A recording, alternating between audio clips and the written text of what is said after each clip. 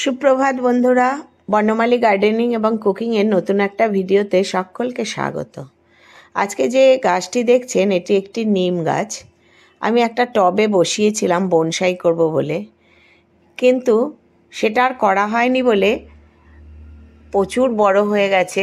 দেখছেন কত বড় হয়ে গেছে। একে আমি টব থেকে বার করে নিলাম, কারণ একটু হাওয়া দিলে ঝড় দিলেই টব নিয়ে শুধু পড়ে যাচ্ছে। রেমালের সময় আমার একে শুয়ে রাখতে হয়েছিল। এবার আমি একে বনসাই না করলেই আর নয়। আমি প্রথমে এর এত শিকড় হয়ে গেছে সেগুলো কেটে বাদ দিয়ে দিলাম, ছোট করে নিলাম। গাছটিকেও প্রায় হাফ মতো কেটে অর্ধেক করে দিলাম, আর বাকি ডালপালাগুলোকেও আমি কেটে দেবো। এত শক্ত হয়ে গেছে, গাছ অনেক মোটা হয়ে গেছে। এর একটা কাণ্ড গোড়া থেকে বেরিয়েছিল, যেটাকে আমি তার দিয়ে বেঁধে একটা নতুন লুক দেওয়ার চেষ্টা করেছিলাম, কিন্তু তারপর থেকে আমার আর এটা করা হয়নি, বনসাই করা হয়নি বলে এ অনেকটাই বেড়ে গেছে, একটা নিম বৃক্ষের আকার ধারণ করেছে। আর এই পাতা ডাল এগুলো আমি ফেলে দেবো না, এগুলো আমি কম্পোস্ট তৈরি করার বিনে ছোট ছোট টুকরো করে কেটে দেবো। এটা আমার অনেক উপকার হবে। এই যে দেখছেন কি সুন্দর, এটা তার দিয়ে আমি পেঁচিয়ে রেখেছিলাম করে এটা একটা সুন্দর লুক নিয়েছে। এরপর যখন যেখানে কেটে দিচ্ছি সেখান থেকে অনেক ডালপালা বেরিয়ে একটা ছোট গাছের আকার নেবে। দেখতে ছোট থাকবে কিন্তু পরিণত থাকবে পুরো। এই যে এর শেকড়গুলো পুরো কেটে দিয়েছি অনেকটাই। এবার আমি একটা ছোট বনসাই টবে একে রিপোর্টিং করব। শেকড়গুলো একটু ছেটে সুন্দর করে পরিষ্কার করে দিচ্ছি। আমার গার্ডেনিং এবং কুকিং সংক্রান্ত চ্যানেলের ভিডিওগুলি আপনাদের ভালো লাগলে প্লিজ লাইক করবেন, কমেন্ট করবেন এবং সাবস্ক্রাইব করে আমার পাশে থাকবেন। এই যে টবটা দেখছেন, এটা সিমেন্টের একটা বনসাই টব আমার হাজব্যান্ড শখ করে বানিয়েছিল এবং তাতে রঙও করেছিল, ভালোভাবে রং করা হয়নি।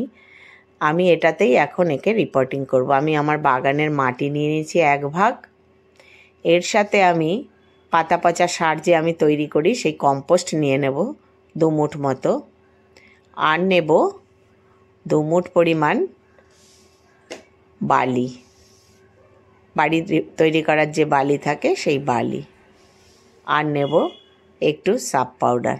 যদিও নিম গাছ নিজেই প্রতিষেধকের কাজ করে, তবু রুটটা প্রচুর প্রনিং করে দিয়েছি বলে আমি একটু সাপ পাউডার নিয়ে নিলাম।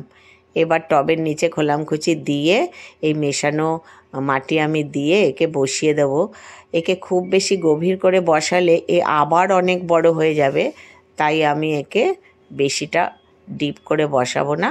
এর গোড়ায় মাটি দিয়ে একে শক্ত করে যাতে আটকে থাকে সেরকম অবস্থা করে লাগাবো। আর দেখছেন তো কি সুন্দরভাবে এর একটা ডাল, একটা নতুন লুক তৈরি করেছিলাম। এখন এখানে আমি একটা লাঠি দিয়ে এটা সাপোর্টিং দিয়ে রাখতে হবে, কারণ এর রুট প্রচুর প্রুনিং হয়ে গেছে। যতক্ষণ না এর আবার রুট বেরিয়ে আঁকড়ে ধরে মাটি, ততক্ষণ পর্যন্ত একে একটা সাপোর্ট দিতে হবে। আমি একটা ছোট কঞ্চি দিয়ে একে সাপোর্ট দিয়ে রাখলাম, যাতে ঝড় বাতাস না দিলে, এটা ঝড় বাতাস দিলে যাতে পড়ে না যায়। আর যে সিমেন্টের টব আছে এটা প্রচুর ভারী, এই টব নিয়ে পড়ার চান্স আর নেই। এরপরে আপনাদের আমি পরে দেখাবো যখন এর ডালপালা হবে কত সুন্দরভাবে এ বেড়ে উঠবে। ওটা নতুন লুকে নিমের বনসাই তৈরি হবে। এবার আমি জল দিয়ে দিলাম। এবার 2-3 দিন একটু ছায়াযুক্ত জায়গায় রাখবো, তারপর আমি একে রোদে বার করে দেব। দেখুন তৈরি হয়ে গেল আমার নিম গাছের এক বনসাই। খুব সুন্দরভাবে তৈরি হয়ে যাবে। নমস্কার।